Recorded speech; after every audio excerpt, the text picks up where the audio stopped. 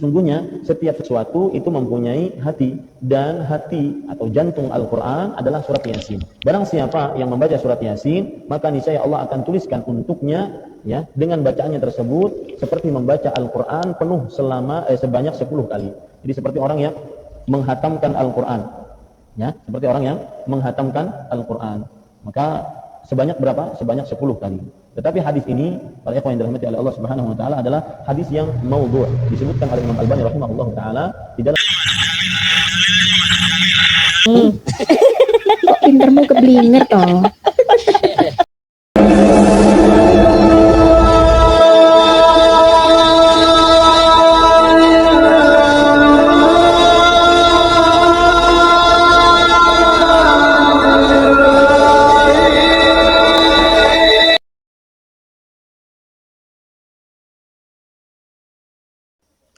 Assalamualaikum warahmatullahi wabarakatuh. Bismillah, alhamdulillah, salatu wassalamu ala rasulillah wa ala alihi wa sahbihi wa man tabi'ahu wa mawalah wa la hawla wa la quwata illa billah, amma ba'du.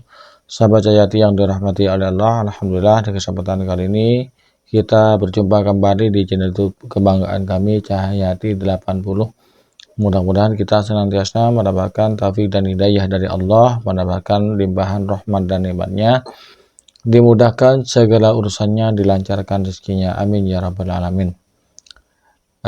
Apa-apa ya hadis itu kalau tidak diriwayatkan atau tidak ditasih oleh Albani, maka derajat hadis akan turun ya. Meskipun hadis sahih, kalau bukan Albani yang mensahihkan, maka hadisnya itu turun drastis, minimal menjadi dhaif. Bahkan lebih ekstrim lagi sampai derajat menjadi dhaif maudhu', hadis palsu ya. Kalau bukan Albani yang meriwayatkan.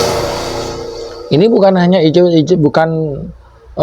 bukan fitnah, bukan hanya isapan jempol belaka. Ini sudah dibuktikan oleh ulama-ulama aswaja.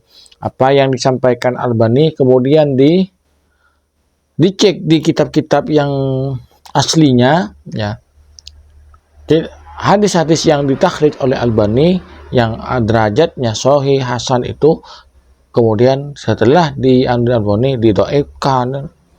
Ini bukan ulama hadis ya. Beliau itu hanya rajin membaca kitab-kitab hadis, tidak pernah terdengar berguru kepada ulama hadis ini. Ulama hadis itu tidak, cuman karena rajin baca-baca kitab hadis, kemudian berani sekali mentakhrij hadis ini dhaif, ini hasan, ini biar tidak terlalu lama dan tidak penasaran dan tidak dianggap memfitnah.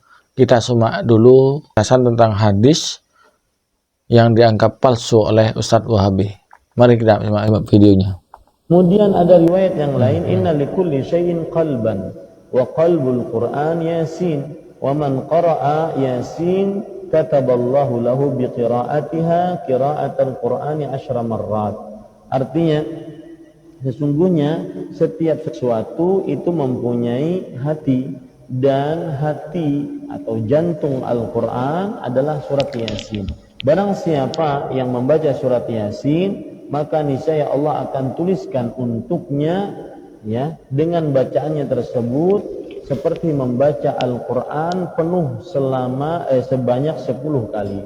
Jadi seperti orang yang menghatamkan Al-Quran ya, seperti orang yang menghatamkan Al-Quran. Maka sebanyak berapa? Sebanyak 10 kali.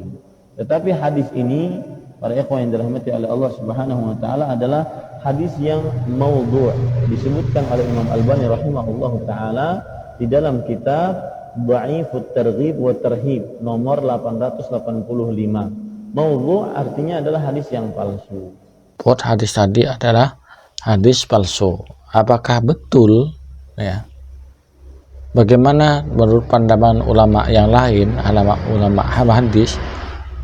Kita cek dalam kitab aslinya ya.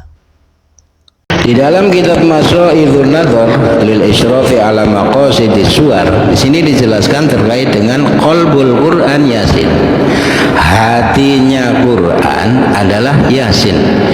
Wali Tirmidzi wa qala Gharibun wa Darimi an Anas radhiyallahu an anna Nabiyya sallallahu alaihi wasallam qala, sesungguhnya Nabi Muhammad sallallahu alaihi wasallam telah bersabda, inna likulli syai'in qalban, sesungguhnya di setiap sesuatu itu ada intisari. Wa qalbul Quran Yasin, adapun intisari daripada Al-Quran yaitu surat Yasin. Barang siapa yang membaca surat Yasin, maka Allah mencatat untuknya dengan bacaannya seperti membaca Al-Quran 10 kali, yakni 10 khataman. Mari kita lihat catatan kakinya. Nomor 2, hada haditsun hasanun gharibun. Yang ketiga, Shahihut Tirmidzi kitab Fadhailul Quran, yang ada pada kitab Fadhailul Quran. Wallahu a'lam bishawab. Sudah jelas disebutkan dalam kitab tersebut, 2 kitab tersebut, yaitu tentang status hadis tersebut. Yang pertama dikatakan hasan gharib, yang kedua hasan sahih. Itu ulama muhaddis yang sebenarnya yang menilai derajat hadis tersebut, bukan ulama-ulama kaleng-kaleng, bukan ulama mutaakhirin yang sok ngerti hadis padahal tidak pernah berguru kepada ulama hadis. Ya, dianya itu hanya kutu buku, rajin membaca, tidak pernah berguru, tahu-tahu menilai status dari sebuah hadis. Berani sekali berdusta atas nama kitab yang statusnya hasan sahih, hasan gharib, diturunkan jablek, bukan hanya dhaif tapi terjun bebas sampai menjadi hadis palsu. Berani sekali ulama zaman akhir, ulama tahun 90-an berani, ya. Sahabat Hayati yang dirahmati Allah, makanya ayo kita berguru kepada ulama yang jujur, yang tidak suka menyalah-nyalahkan dan membid'ahkan amalia orang lain, apalagi suka mengotak-atik derajat hadis padahal dia tidak punya kapasitas tentang hadis tersebut.